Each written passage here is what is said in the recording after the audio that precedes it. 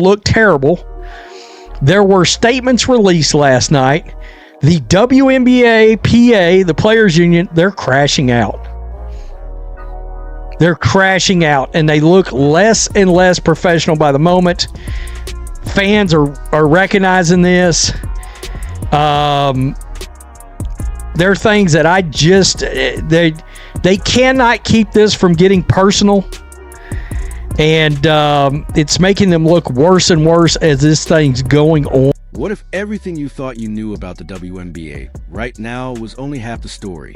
Behind the smiles, press releases, tweets, and interviews, the league is quietly unraveling. And at the center of it all, whether anyone admits it or not, is Caitlin Clark. This story doesn't begin with a game. It begins with silence. For weeks, WNBA free agents have been talking privately. Not on ESPN, not on Instagram, but in group chats, agent calls, and late-night conversations. And when 10 different free agents independently start saying the same thing, it's no longer noise. It's a warning. They all express the same concern in different ways. The league has changed, but nobody wants to say why. Everyone knows the reason. Before Caitlin Clark, arenas had empty sections. National conversations barely existed, and the league was surviving, not growing. Then she arrived. Ratings soared. Tickets sold out in minutes. Merchandise broke records, and sponsors suddenly took notice. But instead of unity, her rise sparked resentment. Little core, ugly fan base that we've all experienced after the Caitlin Clark boom, they care about that kind of shit. But actual sports fans don't. Not only do they not care, they don't want to hear about it. So, let's keep going here. Players care deeply about their fans, take pride in honoring that loyalty every time they take the court. The league's tactics harm current and future players and marginalize the... And now it's all exploding. The Players Union saw this as their moment. A new era with greater leverage, a bigger audience, and stronger bargaining power. The owners, however, believed momentum could be controlled. The CBA deadline came and went with no agreement, no compromise, and no visible panic from ownership.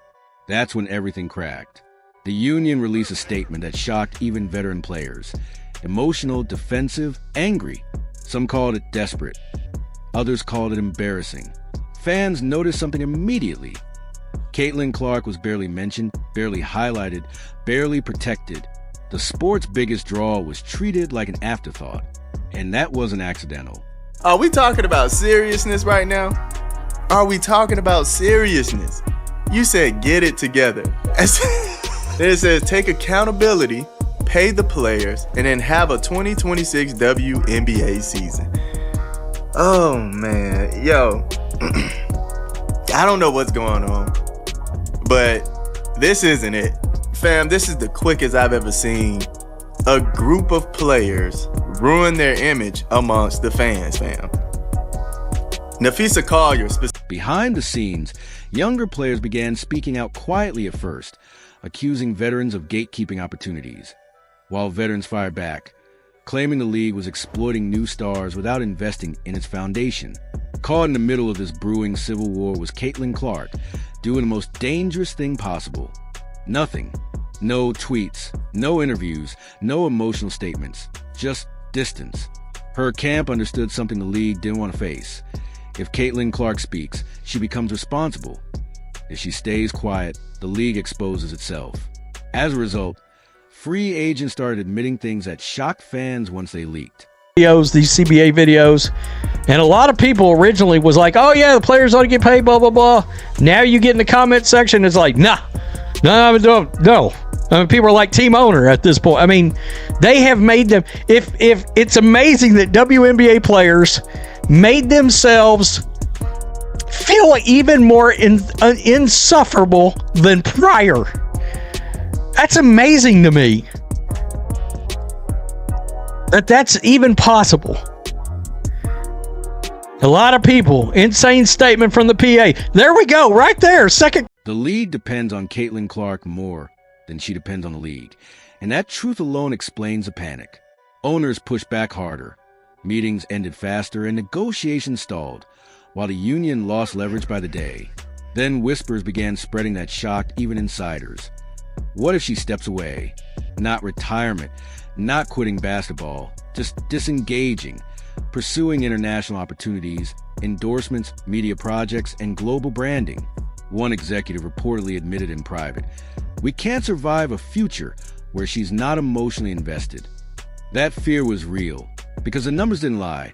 A massive percentage of new fans came for one name, one style, one presence. Fans aren't loyal to logos, they're loyal to people. As this chaos unfolded, another narrative tried to rise. Paige Buchers will carry the league, but players themselves shut that down. They respect Paige, they admire her, yet even free agents acknowledge privately, Paige is elite, Caitlin is seismic. There's a difference between excellence and disruption, and Caitlin disrupted everything. That disruption left some players feeling exposed, some veterans threatened, and the union fractured. When one player reshapes the economics, power structures break. And here's the part nobody on television wants to say out loud. Ozark to survive the flood of news that's gonna come in once the CBA is finished. Man, I mean, we're gonna have news left and right. Y'all probably gonna be tired of us YouTubers, man.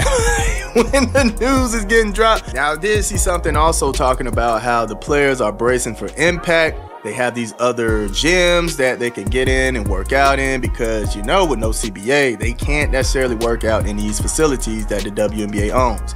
So, yeah, man, they are preparing for the worst, but, man, they need to get this done, man. Honestly, the last thing you guys want to do is add any more negative impact. The league's survival strategy quietly shifted. Instead of building around Caitlin Clark, they tried to dilute her impact, spreading attention, controlling narratives, balancing coverage, and keeping power centralized.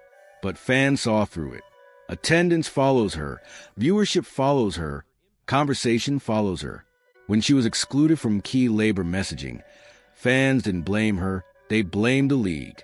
Free agents began expressing open concern about their futures. Not because of Caitlin, but because without her gravity, contracts shrink, visibility fades, and opportunities dry up. One agent reportedly told a player, "If this breaks the wrong way, there won't be money to fight over." That's how serious it is. This isn't about jealousy anymore. It's about survival. Young players are frustrated because they feel unheard. Veterans are frustrated because they feel replaced. Owners remain confident, thinking time is on their side, but time favors relevance. Saying, well, it's been real, WNBA, I'm going to go back to watching football now. Like, I'll be back when Caitlin plays again, or I'll be back when the Indiana Fever play, because now I'm an Indiana Fever fan. There was a moment here that I think if the commissioner, if she would have been brave enough to put her foot down and be like, hey, you know what? We're leaning all the way into this. And I'm sorry if you guys are upset about it, but we're going to lean all the way in because I believe that this is going to help everyone. We're going to lean all the way in because this is a great player, and she's bringing so many eyeballs to this league that we have deserved to have for many years, and now we have them. So all this other crap, cut it out. I'm going to set up this department in the WNBA. I know that a lot of you guys aren't used to having this much attention on. And relevance follows Caitlin Clark. That's why her silence is so powerful. Every day she doesn't speak, the pressure grows. Every game she plays without engaging in the politics only sharpens the contrast. Fans are asking questions the league can't answer. Why isn't the biggest star the face of negotiations? Why is the union fractured now of all times? Why does it feel like everyone is afraid to say her name? Because acknowledging her power changes everything. It forces a league to admit its dependence, forces owners to negotiate honestly, and forces a union to confront reality. Right now, nobody wants that. This is why free agents are speaking up, why leaks keep happening, and why the narrative feels unstable.